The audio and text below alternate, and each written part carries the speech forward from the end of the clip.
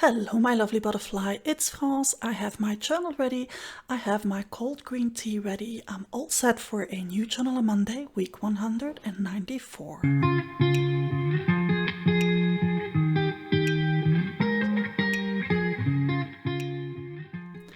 I'm working in my homemade Journal Monday art journal. Now this one has no cover so that I can flip it open and lay it flat on whatever page it is I want to work. And I'm starting by scraping on some grunge paste from Paper Artsy, just scraping it on with a palette knife to have some texture ready to go.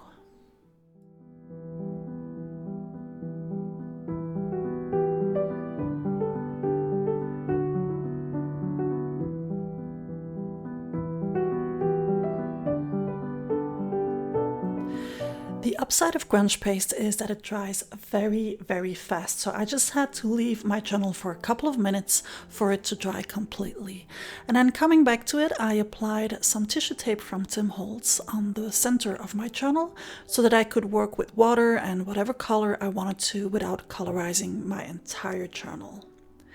Before working with color, I decided to add some more texture on the base, and to do so I applied randomly some white crackle paste from Finnavar. I don't know if you missed me, sweet butterfly, but I definitely missed you. If you would like to know all the products that I used and all the colors that I used, they're all listed in the description of this video.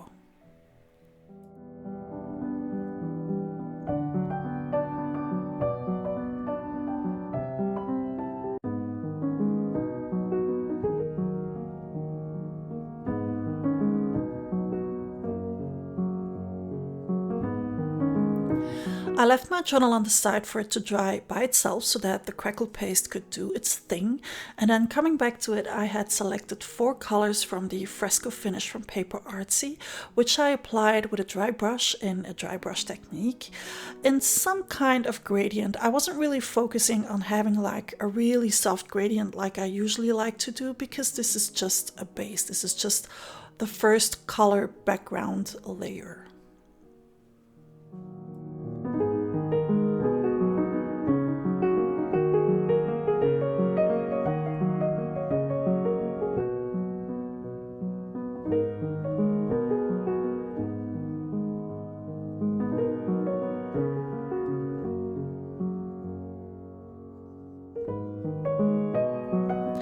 I selected a couple of number stamps from my Paper Artsy stamp sets, which I would use to intensify that one line even more in that one area on my spread. Again, this is just a base, so it's not about the numbers, it's just about having something going on.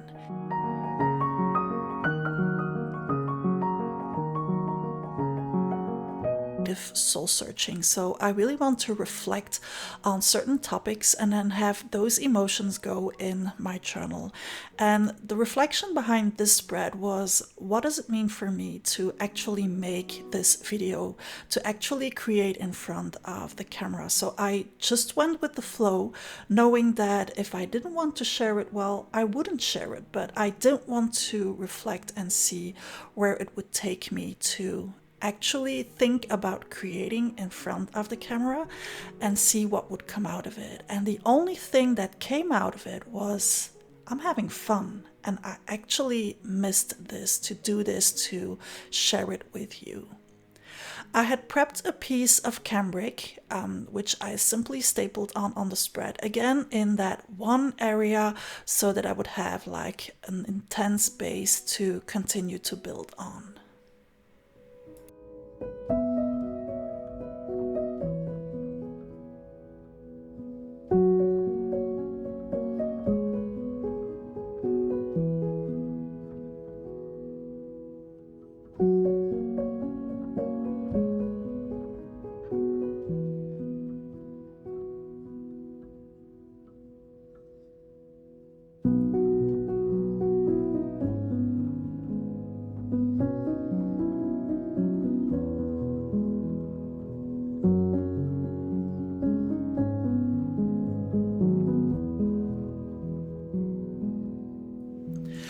I do miss working on my craft sheet because it is so handy, but to film videos it's a hell for the lighting, even more than it already is, like it is now. So I decided to work on these wax sheets when filming.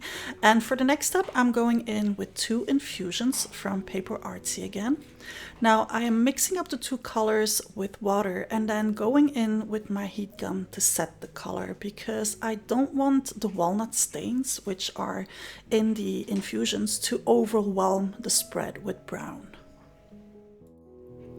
I love how intense the color is looking on the cambric. That is why I wanted to have just that one strip of cambric over there, because I knew that it would make the colors so much more intense than on the rest of the spread.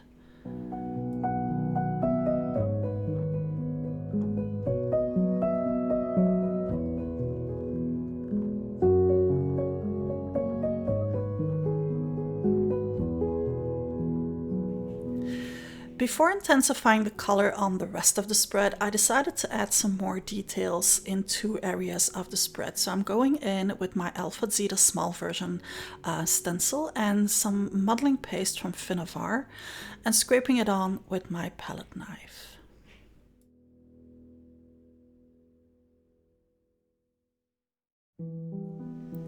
Heat setting this is a choice because it creates amazing bubbles. Now, you might not want the bubbles, so when you're working with this kind of modeling paste, you have to be careful whether you want the bubbles or not. If you do want them, just heat the modeling paste up with your heat gun.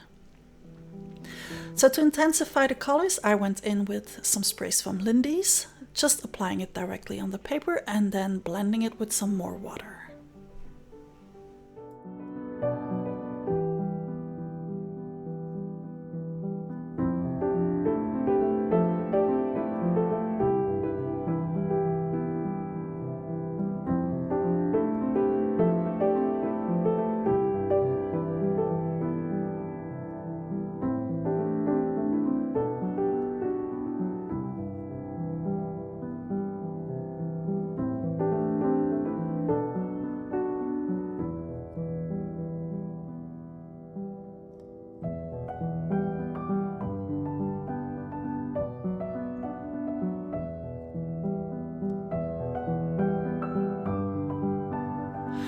I did want color on my spread, but I also want the white to play a major role, and that is why I started with all that amazing texture at the beginning.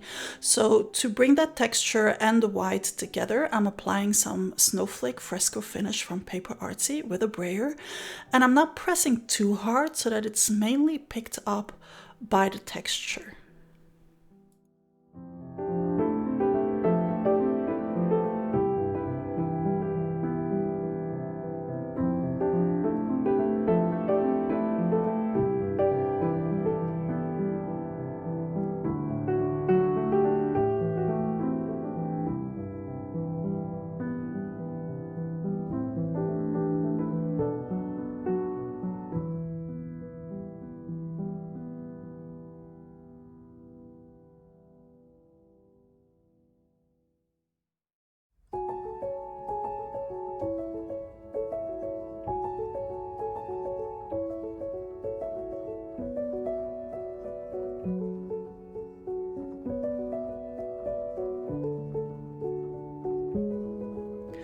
Again, this is why I love to bind my journal in this way without the cover, so that I can open it whatever way I want to open it. Now, I really wanted to have that texture pick up as much of the white as I could, so I flipped my journal in such a way that I could work on that one piece of paper with nothing else underneath to enhance all that beautiful texture with the white paint. I needed circles on my spread. I mean, you know me well enough by now. There's a reason that I designed this circle stencil in a large and a small version, just to have as much circle size as I could have. So I went in with my large circle stencil, some Montana paint pens, as well as some Posca pens. I traced some circles and then using a water brush, I blended it on the spread.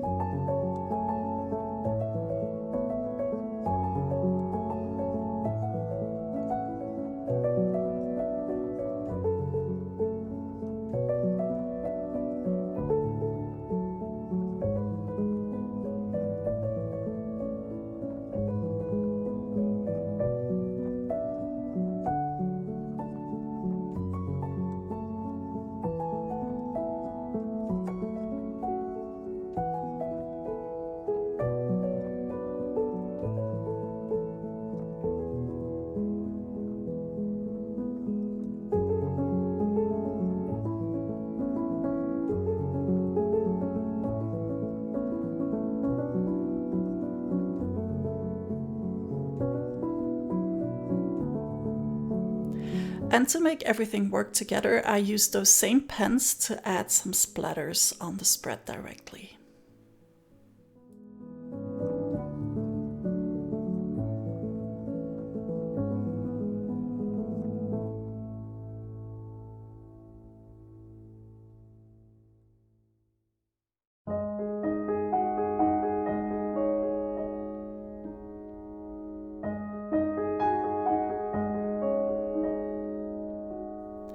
I wanted more circles, and I also wanted them to be in that same color, so I used one of those new paper artsy stamps of mine, which is a small circle, and I just stamped it on with fresco finish.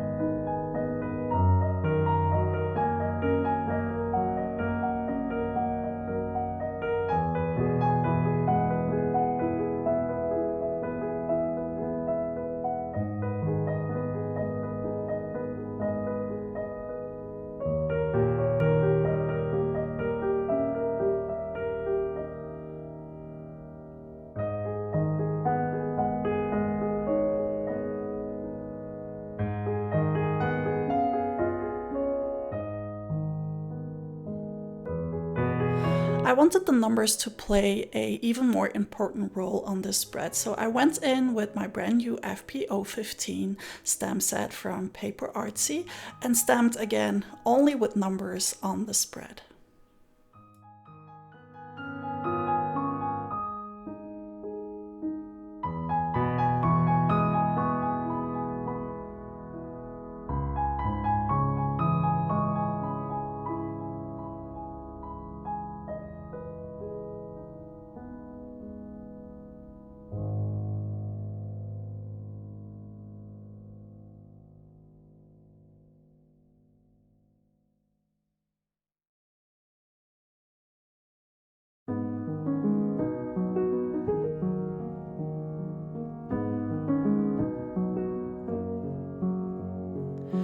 I had quite a hard time picking one of my word stickers because I had so much I wanted to say, and at the same time I wanted to limit the number of words that I would have on this spread. In the end I decided to go with an old A Layer a Day sticker sheet on which I still had these words saying "living it out," and I placed it on another old A Layer a Day piece of sticker, because the color was matching my spread.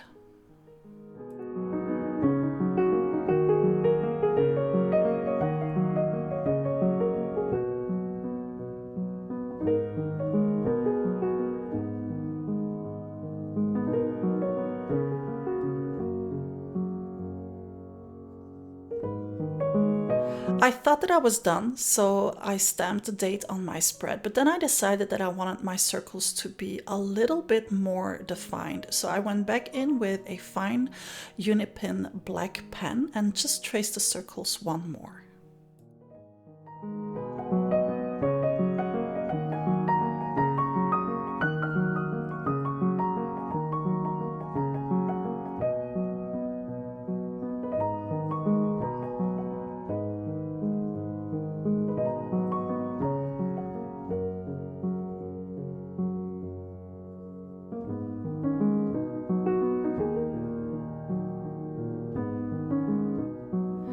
Adding my favorite black splatters to finish it all off, and here it is, my Living It Out Journal on Monday, week 194.